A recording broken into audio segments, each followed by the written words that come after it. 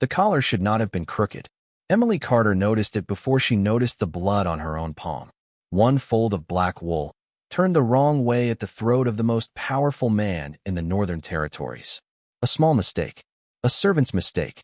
The kind of thing no lord would see and no guard would care about, because guards were trained to watch blades, doors, shadows, hands. Not fabric. Not the thin inner seam of a travel collar bending outward when it should have lain flat against the neck. But Emily saw it. She was on her knees in the north corridor of Blackwood Hall, one hand pressed against the cold stone floor, the other gathering the broken pieces of a copper water pitcher she had dropped less than a minute earlier. A sharp shard had sliced into the base of her thumb, and blood was beginning to bead there, bright and small, but she did not dare shake it off. Blood on the floor meant punishment. Broken copper meant wages lost. Being found kneeling in a forbidden corridor during the royal return meant something worse. The north corridor was not for maids at this hour.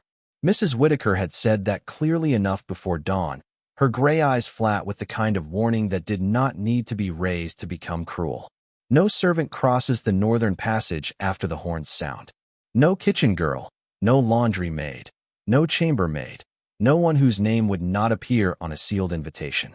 The Alpha King's procession was returning from the border summit, and servants were expected to vanish from sight as neatly as dust swept beneath a rug. Emily had tried. The pitcher had rolled. That was all. One stupid handle slipping from damp fingers. One hollow metallic clang against stone. One copper body spinning away from her across the corridor as if it had chosen, with perfect malice, to run directly into the one place she was not allowed to be. She had chased it because the pitcher belonged to the East Guest Suite, and the East Guest Suite belonged tonight to men who punished losses by taking coins from people who had none to spare. Now the pitcher lay in pieces. Now heavy boots were approaching. Emily lowered her head, so quickly a loose strand of pale blonde hair fell across her cheek. She tucked it back with the bloody hand before she remembered the cut, then curled her fingers into her apron to hide the stain. Make yourself small, she thought. Smaller than the pitcher. Smaller than the noise it made. Smaller than the breath in your own chest. The first boots passed without stopping. Then the next. Then the air changed. Emily had never understood what people meant when they said power entered a room before a king did.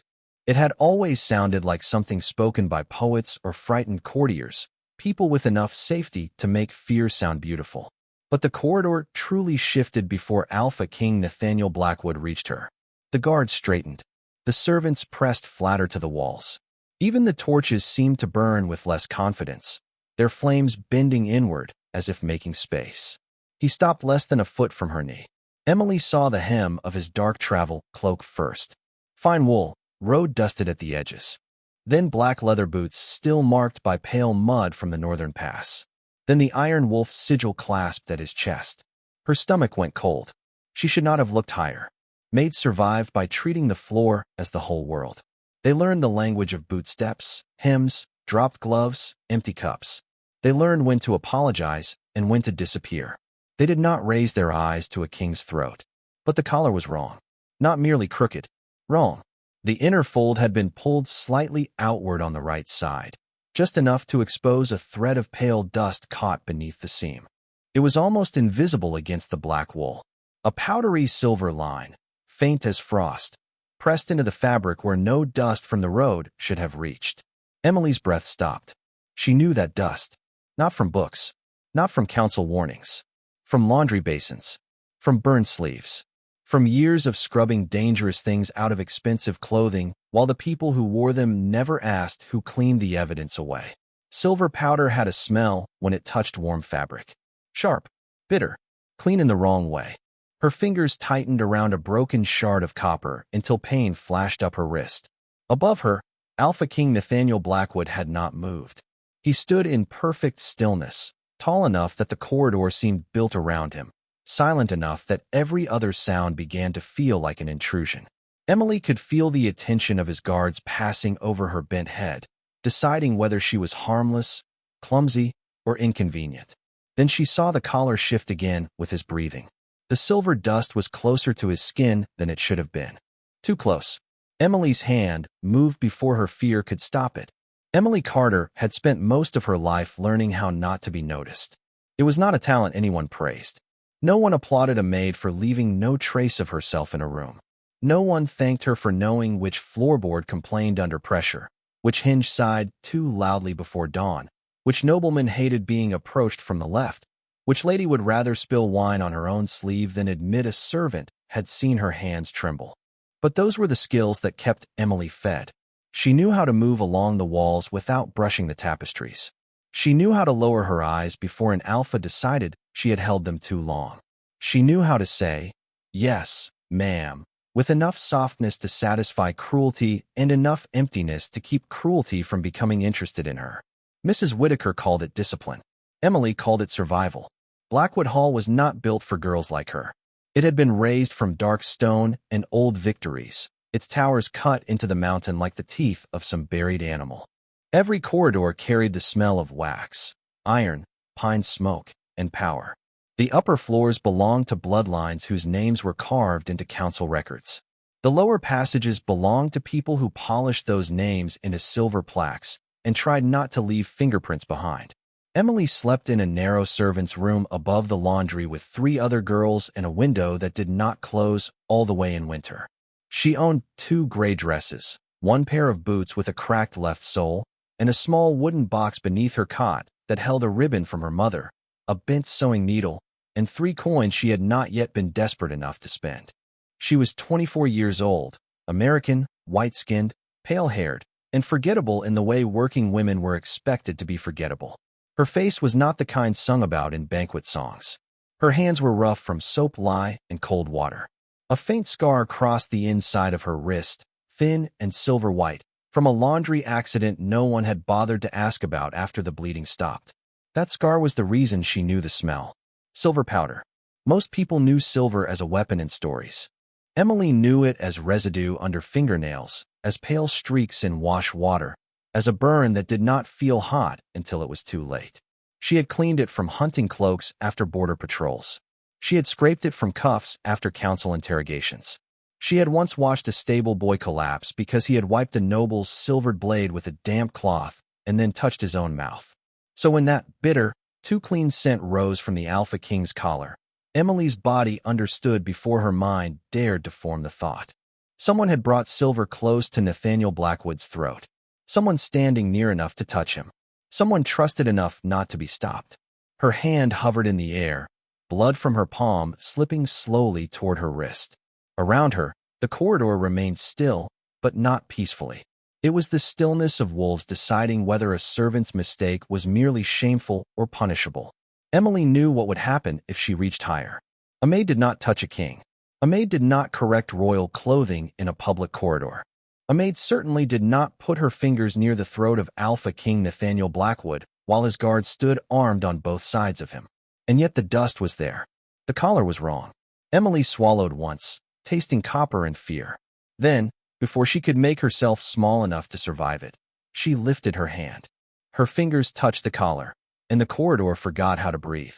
It was not a dramatic movement. Emily did not grab him. She did not clutch the Alpha King's cloak or stumble into his chest like some foolish girl in a story told by people who had never feared punishment.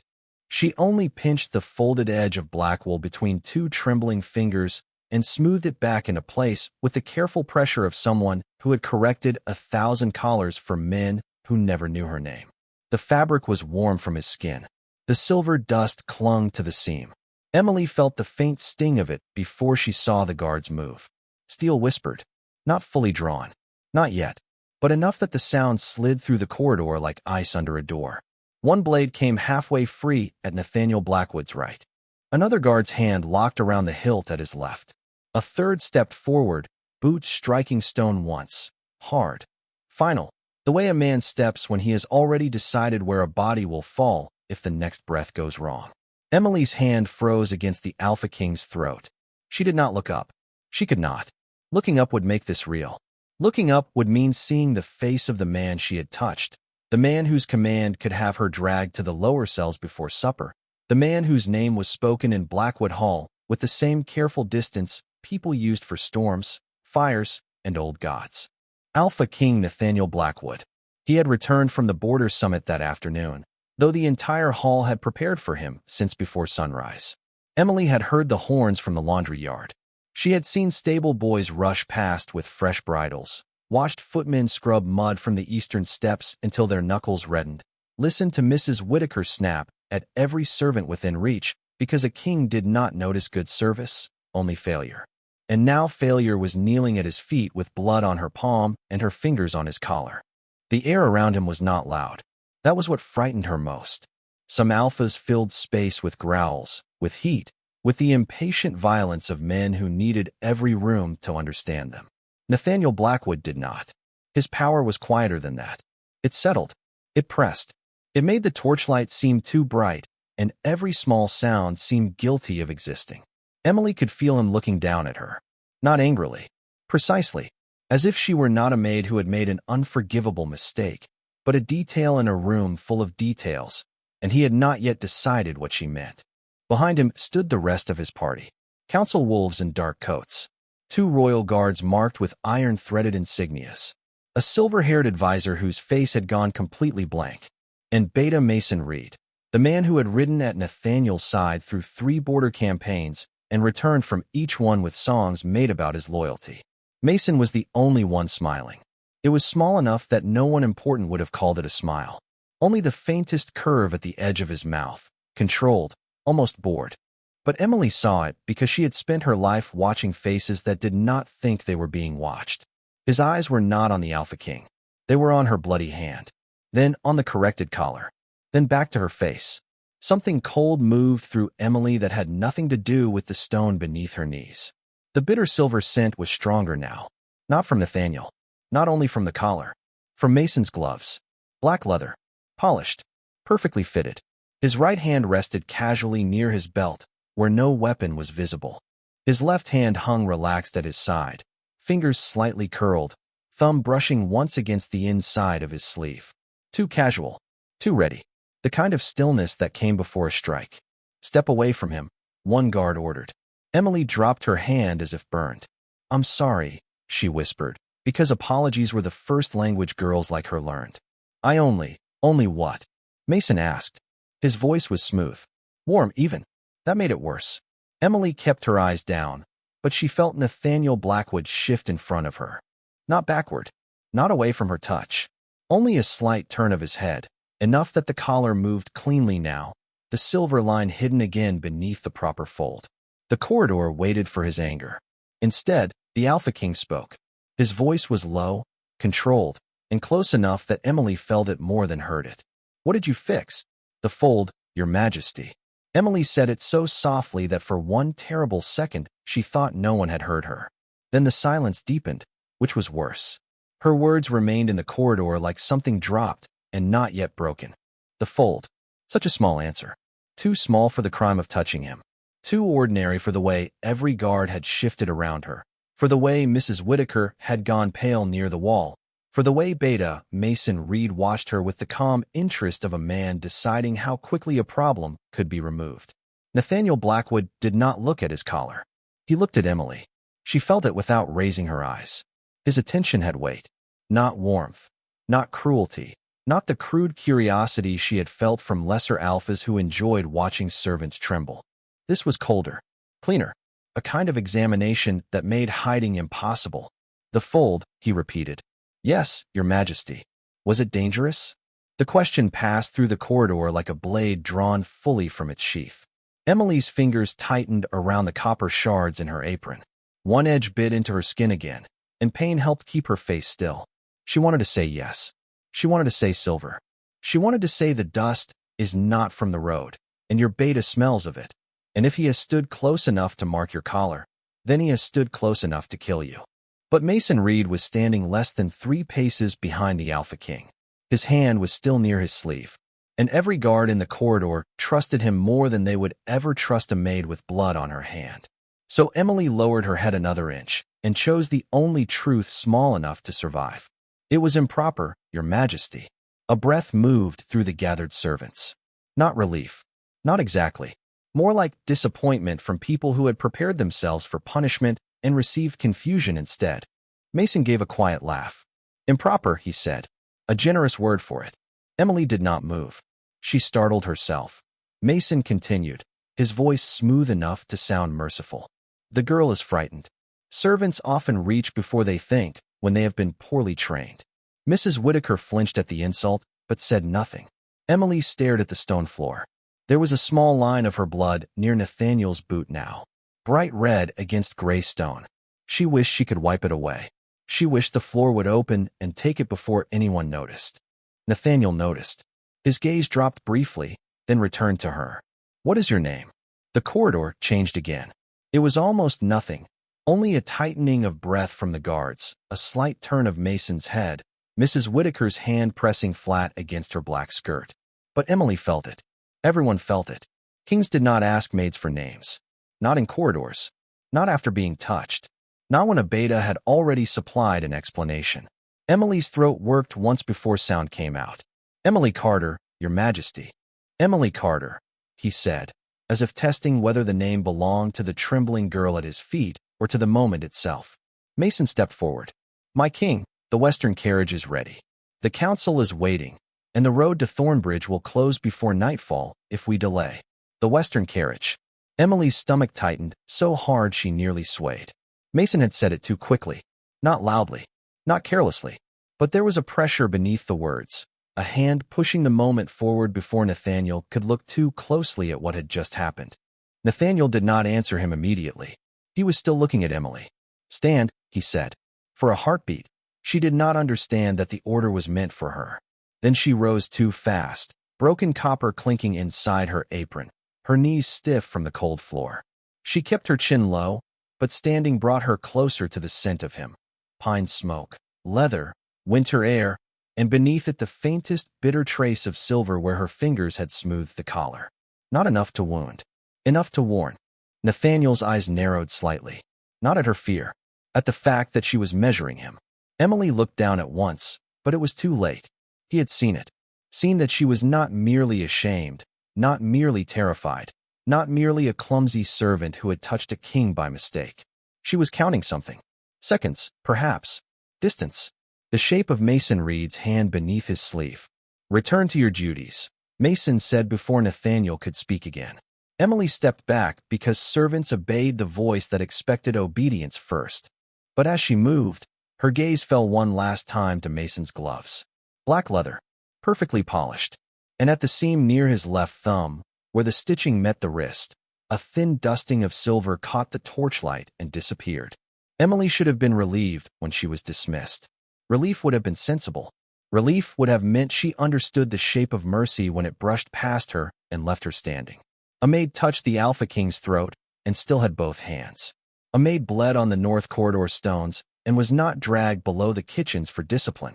A maid was asked her name by Nathaniel Blackwood and then allowed to step away. That should have been enough. But the smell followed her. Silver did not behave like ordinary metal. Iron sat heavy in the air. Copper warmed with skin.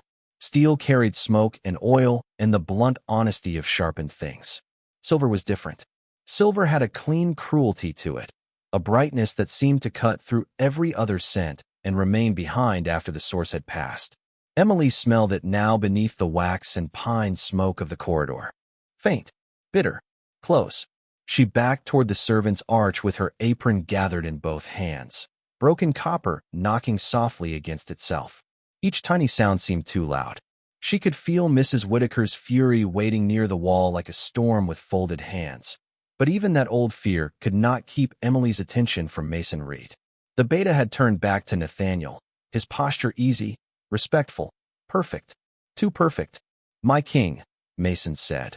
"The Thornbridge delegation expects you before dusk. We should not keep them waiting over a servant's nerves." A servant's nerves. Emily lowered her eyes because the words were meant to push her back into her proper size. Small. Foolish. Easily explained. A girl who had mistaken a crooked collar for importance because girls like her were always being told their fears were larger than the things that caused them. Nathaniel said nothing. That silence unsettled the corridor more than anger would have. Emily risked one glance.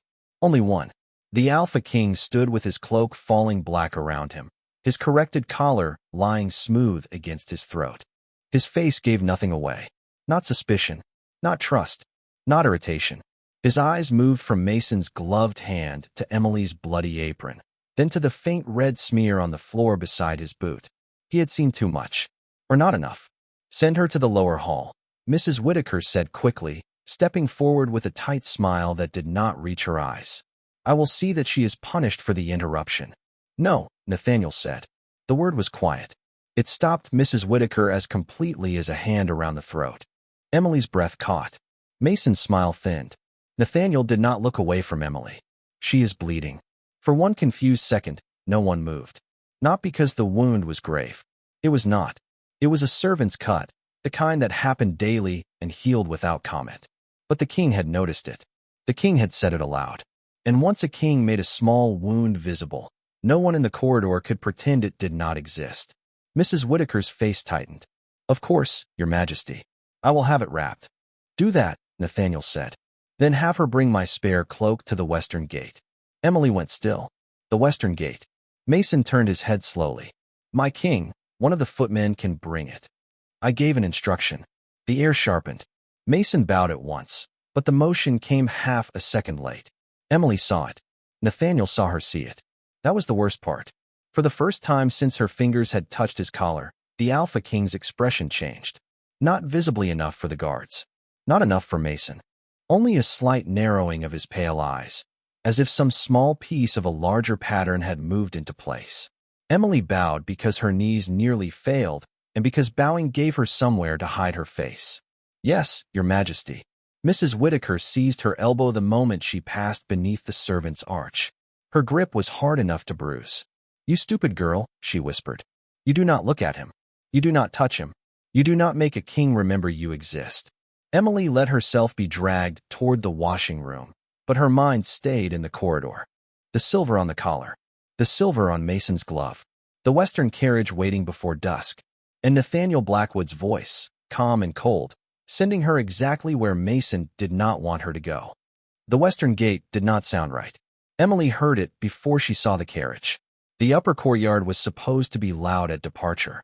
Hooves striking stone. Harness chains clinking. Guards exchanging short commands. Footmen checking trunks. Wheels, lanterns, seals.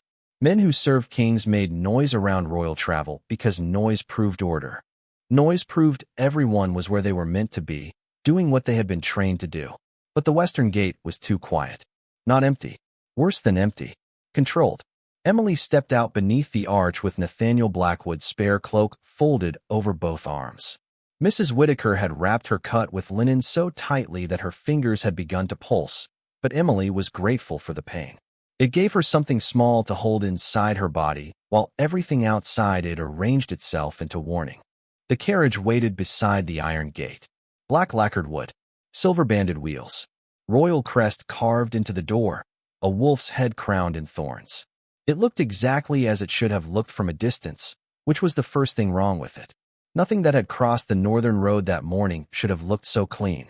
The path beyond Blackwood Hall was still wet from last night's rain. Emily had scrubbed that mud from 3 pairs of boots before breakfast.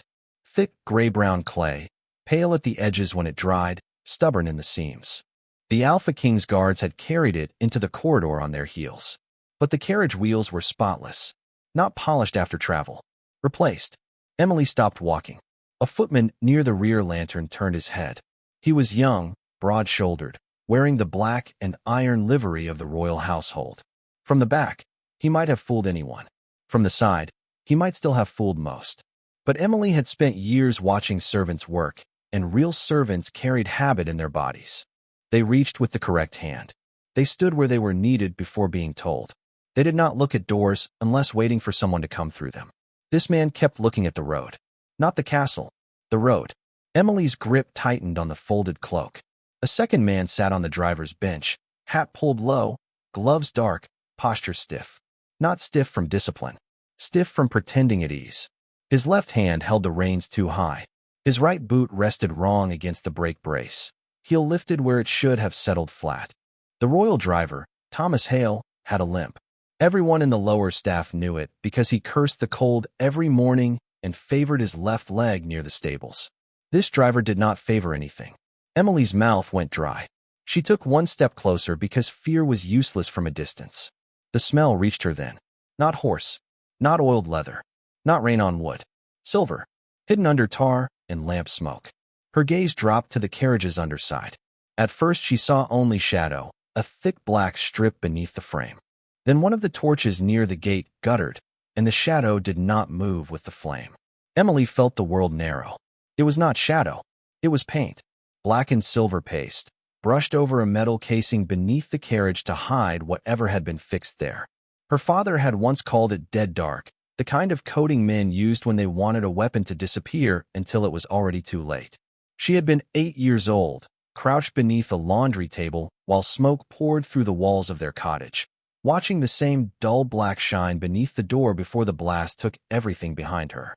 Her father had died in that fire. The men who said it had never been named. Emily had spent 16 years telling herself she remembered too little to matter. Now she knew she remembered enough. "Girl." The voice came from behind her. Emily turned. Beta Mason Reed stood beneath the arch, his black gloves folded neatly around the hilt of a cane he had not carried in the corridor. His smile was gone. "You are far from the laundry," he said. Emily held the cloak tighter against her chest. "I was ordered to bring this to the gate." "Were you ordered to inspect the king's carriage?" No one else moved. The false footman looked away too quickly. The driver lowered his chin. The horses shifted, nervous beneath harnesses that had been tightened by hands they did not know. Emily understood then that the trap was not waiting inside the carriage. The carriage itself was the trap. "Answer carefully," Mason Reed said. "People have died for less than curiosity." Emily's fingers tightened around the Alpha King's cloak until the black wool creased beneath her bandaged hand. She knew then that he did not only mean death. Death was not always the first punishment in places like Blackwood Hall. Sometimes they began with disbelief, with a servant's word weighed against a beta's reputation and found too light to matter.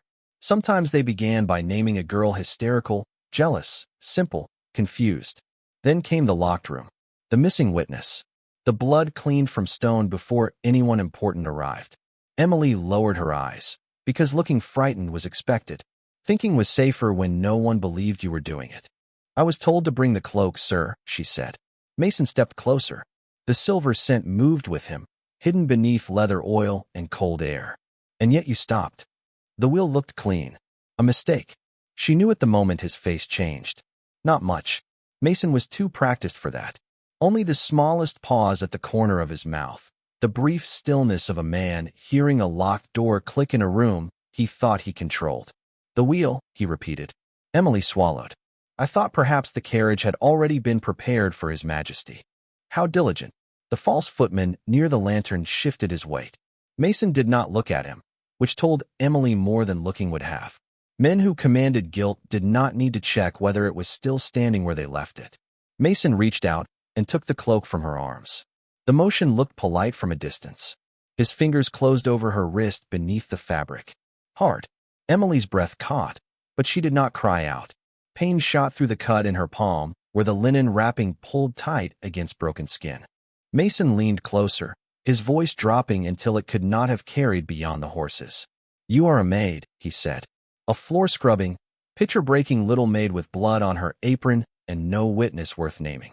Do you understand what happens if you speak a word against me?" Emily stared at the iron buttons on his coat. "Yes, sir." "No," Mason said softly. "You don't." His thumb pressed into the bandage. White heat flashed behind her eyes. "I will say you were found near the carriage. I will say you had silver on your hands. I will say the king spared you once, and you repaid his mercy by crawling around his wheels like a rat with a match in its teeth." His voice remained calm, almost kind. "And they will believe me before you finish your first sentence." The worst part was that he was right. Emily could already see it. Mrs. Whittaker's horrified face, the guard's suspicion, the false footmen swearing they had seen her tamper with the frame. Nathaniel Blackwood's silence while the room decided whether a maid could be anything other than guilty when guilt was convenient. Then Mason made his second mistake. He looked toward the carriage, only for a fraction of a second. But Emily followed his eyes and saw the cane in his left hand tilt slightly toward the driver's bench. Not a cane, then. A signal. A handle. A trigger disguised as rank. The carriage horses tossed their heads, ears pinned back. They smelled it too. Mason released her wrist and stepped away just as voices sounded from the corridor behind them. Guards. Councilmen. The scrape of boots moving in formation. The Alpha King was coming. Mason turned at once, all smooth loyalty again. "Seize her," he said loudly. The false footman grabbed Emily from behind before she could move. The cloak fell from Mason's arm onto the stone. Nathaniel Blackwood emerged beneath the arch, dark and still, his corrected collar lying perfectly against his throat. His eyes went first to Mason, then to Emily, then to the hand clamped over her bleeding wrist. Mason bowed. "My king," he said, voice carrying clearly across the courtyard. "We found the maid inspecting your carriage. I believe she may be involved in the attempt against you." The courtyard went silent. Emily felt every gaze strike her at once. Servant. Suspect. Disposable. Mason's hand shifted on the cane. The driver's boot pressed down against the brake brace. And Emily understood with cold certainty that if Nathaniel took 3 more steps toward that carriage, there would be no king left to defend himself from the lie. Emily did not try to pull free. That was the first thing Nathaniel Blackwood noticed. The false footman had her by the wrist hard enough to bruise. Her bandage had darkened where the cut beneath it had reopened, and her face had gone pale in the sharp courtyard light. Any frightened servant would have twisted, pleaded, cried out that she was innocent. Any guilty servant might have fought harder. Emily did neither. She was looking at the carriage, not at Mason Reed accusing her, not at the guards shifting toward her, not at the king whose judgment could end her life with a word. The carriage. Nathaniel followed her gaze. Nothing appeared wrong. That was the danger of well-made traps. They borrowed the shape of ordinary things. Black lacquered door, iron crest, horses restless beneath polished harness, driver waiting with his hat low, Mason standing close enough to advise, far enough to survive. "My king," Mason said, "we should move away from the girl and secure the road." The girl. Emily heard it. She saw Nathaniel take 1 step forward. Then Mason's thumb moved on the cane. Not much. Enough. The driver's boot pressed harder against the brace. Emily's body understood before permission could arrive, before fear, before rank, before every lesson ever beaten into servant girls about silence and obedience. She moved. The false footman cursed as she twisted toward him instead of away, using the surprise of it to slip her wrist through his grip. Pain tore up her arm. The bandage loosened. Blood ran warm into her palm. She stumbled once, caught herself, and crossed the short distance to Nathaniel Blackwood while half the courtyard shouted at her to stop. Steel came free this time. Fully. She ignored it. A maid running at a king was a death sentence. Emily knew that. She had known it since the first day she carried linens past armed guards and learned how quickly their hands went to hilts when low-born bodies moved too fast near power. But Nathaniel was 2 steps from the carriage. 1 more, and Mason's cane would finish what silver dust had begun. So Emily did the only thing no one expected her to do twice. She reached for his collar. A guard snarled. Mason's face changed completely. The smooth loyalty vanished, leaving something raw and furious beneath it. Nathaniel's hand lifted, not to strike her, not to push her away, but to stop the blade nearest her from falling. Emily's fingers caught the black wool at his throat. This time she did not smooth the fold. She pulled. Only half a step. Barely enough to shift his weight back from the carriage stair. Barely enough for her shoulder to strike his chest, and for the entire courtyard to inhale in shock at the sight of a bleeding Maid dragging the Alpha King away from his own royal door. Then she rose on her toes, close enough that her mouth nearly brushed the corrected collar. Her voice was no louder than a breath. "Your beta is armed," she whispered. "Don't enter the carriage." Nathaniel went still. Not confused. Still. The kind of stillness that did not belong to surprise, but to calculation completing itself. Emily felt the change in him beneath her hand. The warmth of his skin. The controlled violence held behind bone and breath. He did not look at Mason immediately. He looked at the carriage step where his boot would have landed. A thin wire trembled beneath the iron edge. Almost invisible. Almost. Mason saw Nathaniel see it. For 1 terrible second, no one moved. Then Mason Reed drew the silver blade from inside his cane. The silver blade came out without a sound. That was what made it terrible. No scrape of steel, no warning ring, no dramatic flash beneath the courtyard torches. Only a thin, pale length of death sliding from the hollow body of Mason Reed's cane, so bright and clean it looked almost white against his black glove. For 1 heartbeat, everyone understood too late. Then Nathaniel moved. He did not shove Emily away. He turned with her, one arm coming around her waist with controlled, brutal precision, pulling her behind the shield of his body as Mason lunged. The blade cut through the space where Emily's throat had been a second earlier and caught the edge of Nathaniel's cloak instead, slicing black wool open from shoulder to ribs. The horses screamed. A guard shouted. Mason struck again, faster than any man with a cane should have been able to move, but Nathaniel caught his wrist before the blade reached him. The sound Mason made was not pain at first. It was rage. A low, broken snarl. The sound of a loyal man's mask finally splitting away from the face beneath it. You should have entered the carriage, Mason hissed. Nathaniel's hand tightened. Bone cracked. The blade fell. It had not touched the stone before the carriage exploded. The blast tore through the western gate in a bloom of white fire and black smoke. Heat slammed across the courtyard. Windows shattered along the lower wall. One horse broke free and bolted, dragging torn harness behind it. The false driver vanished in the first wave of flame. The carriage door, royal crest and all, flew backward and struck the iron gate hard enough to bend the bars. Emily hit the ground beneath Nathaniel's arm. For several seconds, there was no sound except ringing. Then the world returned in fragments. A guard coughing. A horse screaming somewhere beyond the smoke. Mrs. Whitaker crying out a prayer. Mason Reed on his knees with two royal guards pinning him down. His left wrist bent at an angle no living wrist should bend. His face no longer smooth or loyal or kind. Just afraid. Emily tried to sit up and realized Nathaniel was still holding her. Not tightly enough to hurt. Tightly enough to keep her from shaking apart. His collar was stained now. Dust, smoke, and a thin smear of her blood where her fingers had gripped the fabric. The fold remained straight. Absurdly, perfectly straight. Nathaniel looked at the burning wreckage of the carriage. Then he looked at Mason. You brought silver to my throat, he said. Mason spat blood onto the stone. I brought freedom to the Pax. No, Nathaniel said quietly. You brought murder to my door and hid it behind loyalty. No one spoke. Not the guards. Not the councilmen. Not the servants gathered beneath the arch. Not Mrs. Whitaker, whose face had gone gray with the knowledge that she had nearly helped hand the only witness to a traitor. Nathaniel turned then. Not to his advisors. Not to the men waiting for orders. To Emily. She was still on the ground, one hand pressed to the stone, bandage soaked red, dress torn at the knee, blonde hair loosened around a face too pale for the cold. She looked exactly like what the world had always said she was, a maid. Small, lowborn, disposable. Except the Alpha King was alive because she had refused to stay that way. Nathaniel offered his hand. Emily stared at it. No one breathed. Then she placed her bloody fingers in his palm, and he lifted her to her feet before the entire courtyard. The maid you accused, he said, his voice carrying through smoke and shattered glass, is the reason your king is alive. Mason's head snapped up. Nathaniel did not look at him. Emily Carter is under my protection from this moment forward. Anyone who touches her, threatens her, silences her, or punishes her for what happened here answers directly to me.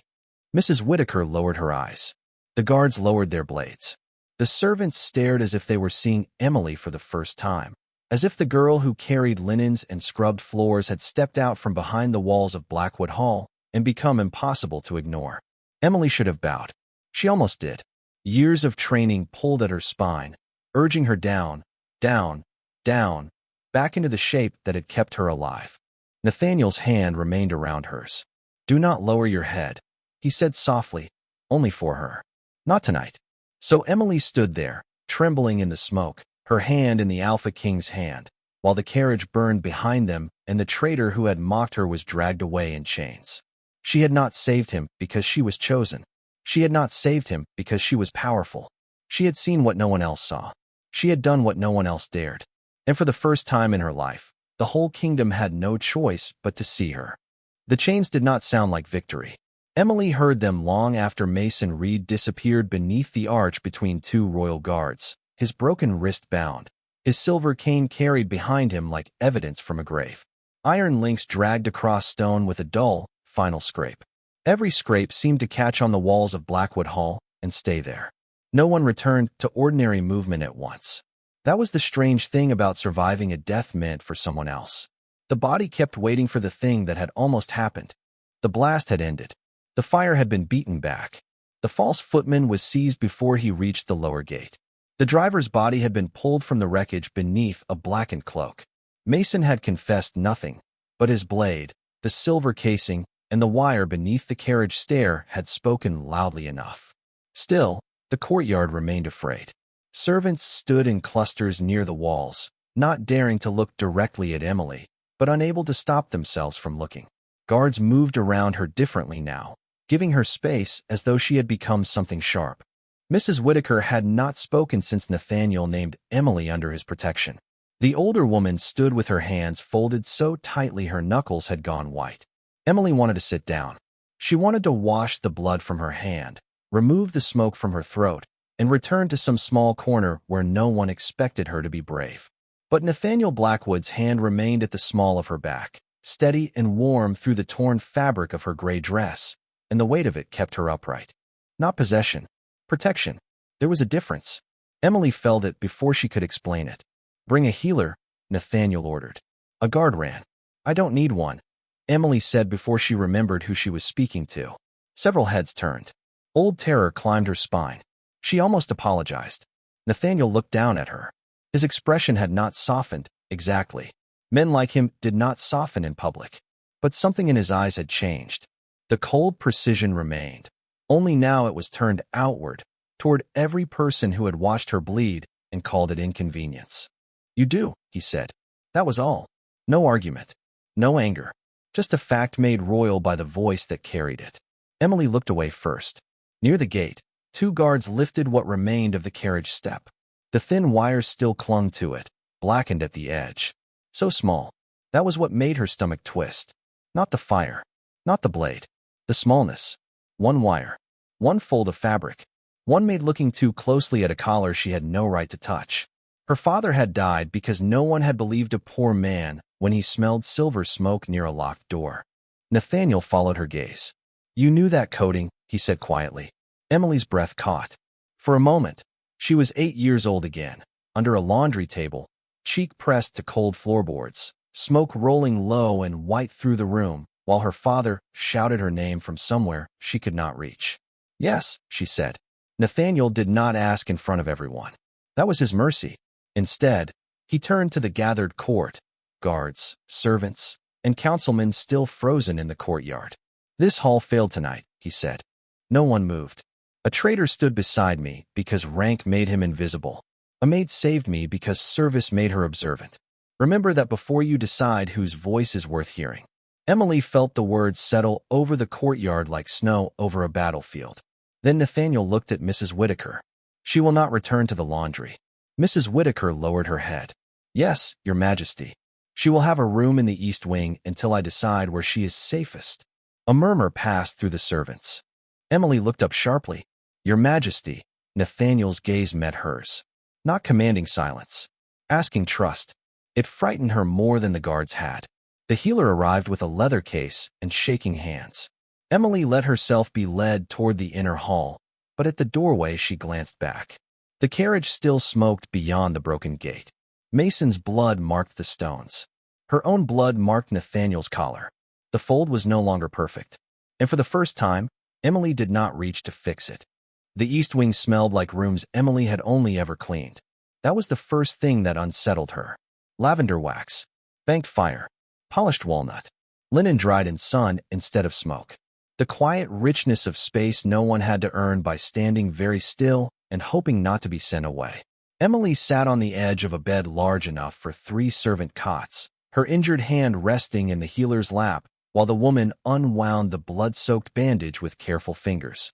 Emily kept waiting for someone to tell her to get up. No one did. Outside the closed door, guards had been placed in the corridor. Not to keep her in, Nathaniel had said. To keep others out. She had nodded as if she understood the difference, but her body did not. Her body knew doors as things that locked, guards as men who decided whether lowborn girls passed. Rooms like this as places she entered carrying fresh sheets and left before anyone important returned. The healer cleaned the cut. Emily did not flinch. Pain was easier than kindness. Pain had rules. "You should have cried out when he pressed the wound," the healer murmured. Emily looked at her bandaged wrist. It would not have helped. The woman's hands paused for half a second, then continued more gently. Nathaniel stood near the window, his back to the room, watching the smoke fade above the western gate. He had removed the torn cloak, but not the shirt beneath it. A dark slash marked the fabric where Mason's blade had cut through wool and missed flesh by less than an inch. Emily had noticed it 6 times and said nothing 6 times. A maid did not tell a king he was bleeding, except she was not only a maid anymore. That thought felt too large to hold. The healer finished wrapping her hand in clean linen. The cut is shallow, but reopened badly. Keep it dry. No scrubbing, no lifting, no laundry water. Emily almost laughed. Not because it was funny, because the instruction described a person with choices. The healer packed her case and bowed to Nathaniel before leaving. The door closed. The room became quieter than before. Emily stood at once. Nathaniel turned. You do not have to stand every time I look at you. Yes, Your Majesty. His eyes narrowed slightly. That was not agreement. No, Your Majesty. For the first time since the blast, something almost like amusement touched his face. It vanished quickly, but Emily saw it, and seeing it frightened her in a different way. It made him less like a storm and more like a man standing inside one. He crossed the room slowly, giving her time to step back if she wanted to. She did not. You knew the coating beneath the carriage, he said. Emily's throat tightened. There it was. The question he had spared her from in the courtyard, returning now in a room too warm, too quiet, too safe to escape. My father knew it, she said. Nathaniel did not speak. The silence made space. Not pressure. Space. Emily looked at the fire because it was easier than looking at him. He worked laundry for the old border garrison before Blackwood Hall took over the northern pass. He used to bring home coats with silver residue in the seams. He said men who hid silver under black paste were cowards because they wanted death to arrive looking like shadow. Her injured hand curled against her skirt. One night, our cottage burned. They said the stove cracked, but I smelled silver in the smoke. My father smelled it too. Her voice thinned. She hated that. He told them before. He told the overseers someone was moving weapons through the laundry carts. No one believed him. Nathaniel's face changed. Not with pity, with recognition sharpened into anger. What was his name? Emily blinked. Thomas Carter. Nathaniel went still. The fire snapped softly between them. I have seen that name, he said. Emily's breath stopped. In a sealed report from 16 years ago, a laundry worker accused of theft after a garrison fire. The file was signed by a young officer named Mason Reed. The room seemed to tilt. Emily reached for the bedpost, but Nathaniel was closer. His hand steadied her elbow, firm, careful, gone the moment she had balance again. All her life, her father's death had been treated like smoke. Sad, distant, impossible to hold. Now it had shape. Ink. Signature. Mason. He killed him, she whispered. Nathaniel's voice went cold enough to make the warm room feel like stone. He buried him. Emily looked at the torn slash in his shirt, at the collar she had corrected, at the man who should have died because the same traitor had counted on powerful people never listening to low ones. Nathaniel looked back at her. You did not save my life by chance, Emily Carter. She swallowed, eyes burning. No, she said softly. I think I recognize the hand that ruined mine. The sealed report arrived before dawn. Emily had not slept. She sat in the east wing chair with her injured hand wrapped in clean linen and a blanket folded over her knees, though the room was warm enough that she did not need it. The fire had burned low. Beyond the tall windows, Blackwood Hall waited in the blue-gray hour before morning, when even stone seemed reluctant to remember what had happened the night before. Nathaniel stood at the writing table, reading the report for the 3rd time. He had dismissed 2 councilmen, 1 advisor, and a guard captain who tried to insist the matter should wait until a formal inquiry. He had not raised his voice. He had only looked at them until they understood that some doors were safer closed from the outside. Now the room held only him, Emily, and 16 years of buried ash. The report was thinner than Emily expected. That was the cruelest thing. Her father's death had been the shape of her childhood. It had lived in the smell of smoke, in the scar on her wrist, in the way her mother stopped singing while mending clothes, in the silence that followed whenever Emily asked why no one had believed him. And yet the file that had erased Thomas Carter was only 9 pages. 9 pages of careful language. Accidental fire. Missing silver inventory. Servant suspected. No surviving evidence. No further action recommended. At the bottom, In black ink gone brown with age, was Mason Reed's name. Emily stared at the signature until the letters blurred. "He wrote my father into guilt," she said. Nathaniel looked up. There was no softness in his face now, only something older and harder than anger. Judgment, perhaps. The kind that did not burn quickly because it intended to last. "He did more than that," Nathaniel said. "He used the accusation to close the investigation." Emily's fingers tightened around the blanket. "Why?" Nathaniel set the report down carefully, as if sudden movement might tear the truth apart before it could be used. "Because your father saw the beginning of a network. Silver weapons moved through laundry carts, servant passages, supply wagons, places no noble bothered to inspect because no noble thought anything important could pass through low hands." A bitter laugh rose in Emily's throat and died there. Low hands. Her father's hands had boiled sheets, scrubbed blood from uniforms, patched cuffs by candlelight, carried her when she was too tired to walk. Low hands had noticed what trained soldiers missed. Low hands had been punished for noticing, just like hers. A knock sounded. Emily flinched before she could stop herself. Nathaniel saw it. "Enter," he said. The guard captain stepped inside, pale from smoke and sleeplessness. "Mason Reed has requested an audience." Nathaniel did not move. "Denied. He says he will speak only to you. He lost the right to choose who hears him." The captain hesitated. His eyes flicked toward Emily, then away too quickly. Nathaniel's voice dropped. "Say what you came to say." The captain swallowed. "He claims the maid is part of a servant conspiracy. He says her father was executed for the same treason 16 years ago." The room went very still. Emily felt the old world reaching for her. There it was again. The lie with cleaner clothes. The same hand pushing her family back into dirt. The same voice expecting power to make truth unnecessary. She stood. The blanket slid from her knees to the floor. Nathaniel turned toward her, but he did not tell her to sit. That mattered. "My father was not executed," Emily said. Her voice shook, but it did not break. "He was burned and blamed."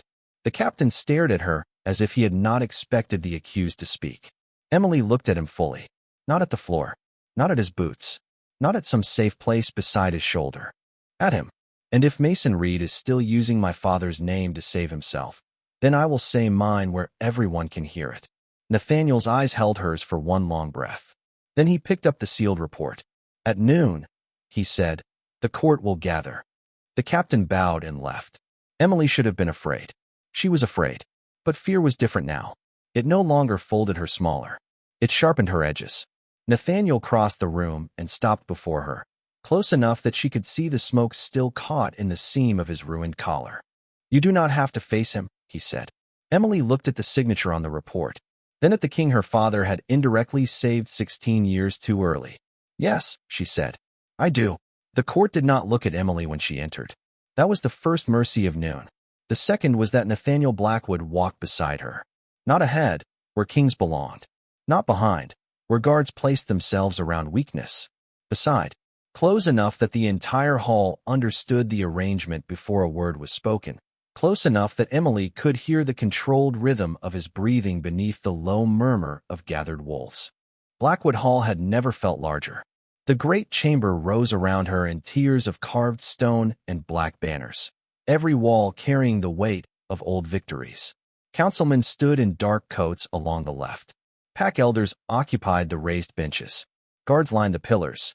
Servants hovered near the doors, half hidden in shadow, watching with the frightened stillness of people who had spent their lives being told that history happened above them. Emily knew that stillness. She had lived inside it. Today, she walked through it. Her gray dress had been cleaned as much as smoke allowed. Her injured hand was wrapped in white linen. Her pale blonde hair had been braided by a young maid who cried silently while doing it, though Emily had not asked why, and the girl had not explained.